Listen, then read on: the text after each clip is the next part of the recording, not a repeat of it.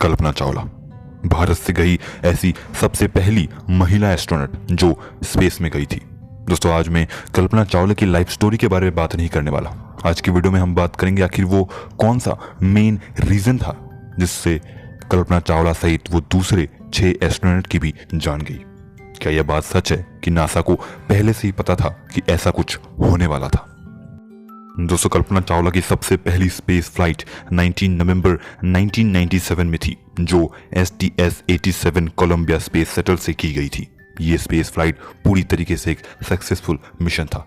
इस मिशन के दौरान उस स्पेस शटल ने हमारी पृथ्वी के 252 ऑर्बिट्स किए थे और सक्सेसफुली पृथ्वी पर लैंड भी किया था। पर अब बात करते हैं साल 2003 के STS-107 Colombia space shuttle mission के बारे में। इस मिशन के लिए कुल मिलाकर 7 एस्ट्रोनॉट्स को चुना गया था और इन 7 एस्ट्रोनॉट में से एक थी Indo American astronaut Kalpana Chawla. सबसे पहली बार STS-107 को साल 2001 में लॉन्च किया जाने वाला था, पर कुछ टेक्निकल डिफेक्ट्स के कारण इस मिशन की लॉन्च डेट को 2 सालों में 13 बार पोस्टपोन किया गया और उसके बाद फाइनली साल 2003 के 16 जनवरी को कैनेडी स्पेस सेंटर से कोलंबिया स्पेस शटल 7 एस्ट्रोनॉट सहित अंतरिक्ष की ओर उड़ान भरता है। पर लॉन्च से पहले किसी को भी ये बात पता नहीं थी कि ये स्पेस शटल कभी भी पृथ्वी पर सेफली लैंड नहीं कर पाएगा। इस मिशन का मेन मोटिव था कि हम इंसान स्पेस में कितने लॉन्ग टर्म तक सरवाइव कर सकते हैं और हमारी पृथ्वी के लिविंग ऑर्गेनिज्म स्पेस में कैसा रिएक्ट करते हैं, और ऐसे कई सारे मल्टीपल रिसर्च भी वहां पर किए जाने वाले थे। लॉन्च के एक दिन बाद जब नासा के रिसर्चर्स लॉन्च वीडियो की फुटेजेस को एनालाइज कर रहे थे, तब उन्हें उन फुटेजेस में कुछ अनयूजुअल सा दिखा।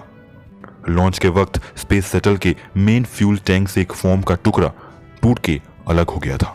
लेकिन ऐसी घटना होना आम बात है, क्योंकि ऐसे कई सारे स्पेस शटल्स के साथ ऐसा कुछ हो चुका है और वो लोग सक्सेसफुली लैंड भी कर चुके थे।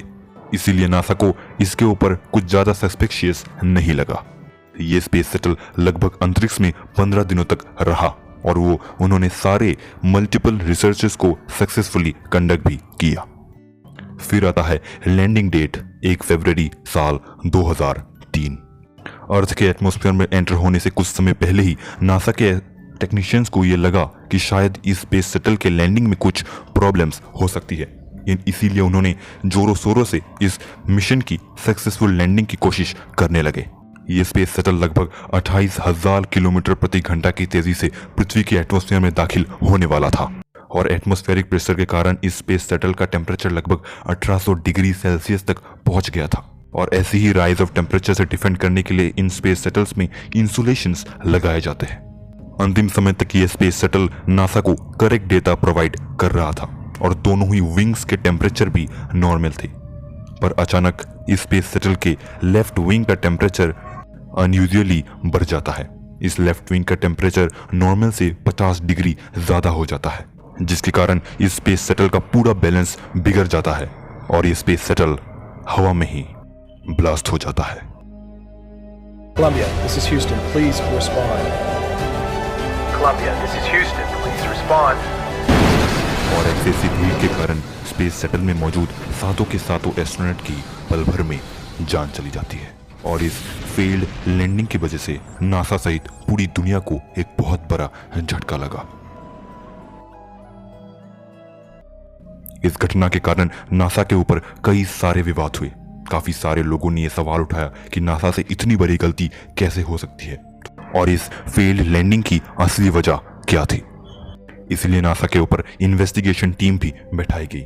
इस इन्वेस्टिगेशन के दौरान नासा ने यह कहा, जब इस स्पेस शटल के लॉन्चिंग के दौरान इसके मेन फ्यूल टैंक से जो फोम का टुकड़ा गिरा था, असल से तो ऐसे फोम के टुकड़े गिरना किसी भी स्पेस शटल के लिए आम बात होती है, पर स्पेस शटल कोलंबिया से जो फोम का टुकड़ा गिरा था वो हाई स्पीड के कारण उसके ही लेफ्ट विंग से टकरा गया था और इस टक्कर की वजह से लेफ्ट विंग को काफी ज्यादा चोट पहुंची थी और लेफ्ट विंग में 16 इंच का गड्ढा हो गया था। और इसी गड्ढे के कारण जब ये स्पेस शटल पृथ्वी के एटमॉस्फेयर में दाखिल हुआ तो एक्सेसिव हीट के कारण पूरा लेफ्ट विंग हीटअप हो गया और उसने पूरे स्पेस शटल के बैलेंस को बिगाड़ दिया। इसके बाद ये भी सवाल उठे कि नासा ने इन एस्ट्रोनॉट्स को इस डिफेक्ट के बारे में क्यों नहीं बताया। नासा ने कहा कि हमें भी जब इस डिफेक्ट के बारे में पता चला था तब हम इन एस्ट्रोनॉट को इस डिफेक्ट के बारे में बताते भी तो वो इस डिफेक्ट को ठीक नहीं कर पाते और वो सब सिर्फ अपनी मौत का इंतजार ही कर सकते थे। इसीलिए नासा ने सोचा इन एस्ट्रोनॉट को ये खबर ना देकर उनको पृथ्वी पर लौटने की खुशी के साथ ही विदा कर दिया जाए। तो दोस्तों, ये थी स्पेस शटल कोलंबिया की फेलियर होने की असली वजह। दोस्तों, this is a tribute to all those 7 astronauts. इस वीडियो को अंत तक देखने के लिए आप सबका बहुत बहुत शुक्रिया। मैं अनसीन इजाजत लेता हूं आपसे, मिलता हूं एक नए वीडियो के साथ।